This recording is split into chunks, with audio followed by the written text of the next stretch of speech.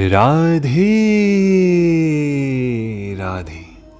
चलिए आज के अध्याय में हम आपको बताएंगे कि मनुष्य का जीवन कब और कैसे सफल होता है। मिलकर बोलिए राधे राधे। कोई आत्मा को आश्चर्य से देखता है, कोई इसे आश्चर्य की तरह बताता है तथा कोई इसे आश्चर्य की तरह सुनता है, किंतु कोई कोई इसके विषय में सुनकर भी कुछ नहीं समझ पाते। राधे राधे। क्योंकि गीतोपनिषद उपनिषदों के सिद्धांत पर आधारित है, अतः कंठोपनिषद में इसका आश्चर्यजनक वर्णन होना कोई आम बात नहीं है।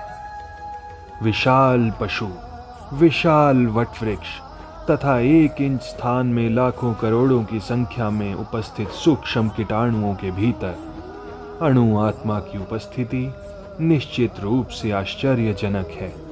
अल्पज्ञ तथा दुराचारी व्यक्ति अणु आत्मा के स्फुलिंग के चमत्कारों को नहीं समझ पाता, भले ही उसे बड़े से बड़ा ज्ञानी जिसने विश्व के प्रथम प्राणी को, ब्रह्मा को भी शिक्षा दी, क्यों न समझाए। वस्तुओं के स्थूल भौतिक बोध के कारण इस युग के अधिकांश व्यक्ति इसकी कल्पना नहीं कर सकते कि इतना सूक्ष्म कण किस प्रकार इतना विराट तथा इतना लघु बन सकता है। अतः लोग आत्मा को उसकी संरचना या उसके विवरण के आधार पर ही आश्चर्य से देखते हैं। इंद्रिय तृप्ति की बातों में फंसकर लोग भौतिक शक्ति से इस तरह मोहित हैं कि उनके पास आत्मज्ञान को समझने का अवसर ही नहीं रहता। यद्यपि ये तथ्य है कि आत्मज्ञान के बिना सारे कार्यों का दुष्परिणाम जीवन संघर्ष में पराजय के रूप में होता है। संभवतः उन्हें इसका कोई अनुमान नहीं होता कि मनुष्य को आत्मा के विषय में चिंतन करना चाहिए और दुखों का हल खोज निकालना चाहिए।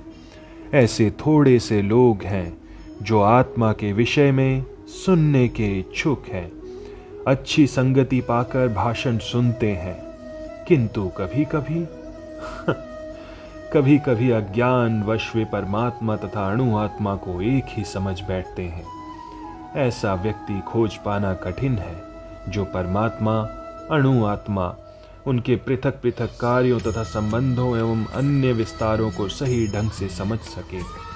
इससे अधिक कठिन है ऐसा व्यक्ति खोज पाना जिसने आत्मा के ज्ञान से पूरा लाभ उठाया हो, जो सभी पक्षों से आत्मा की स्थिति का सही निर्धारण कर सके। किंतु यदि कोई किसी तरह से आत्मा के इस विषय को समझ लेता है तो उसका जीवन सफल हो जाता है। इस आत्मज्ञान को समझने का सरलतम उपाय है कि अन्य मतों से विचलित हुए बिना परम प्रमाण भगवान कृष्ण द्वारा कथित भगवद गीता के उपदेशों को ग्रहण कर लिया जाए। किंतु इसके लिए भी इस जन्म में या पिछले जन्मों में प्रचुर मात्रा में तपस्या की आवश्यकता होती है।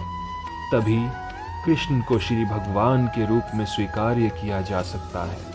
पर कृष्ण को इस रूप में जानना शुद्ध भक्तों की अहेतुकी कृपा से ही होता है, अन्य कोई उपाय नहीं है। मिलकर बोलिए राधे राधे। राधे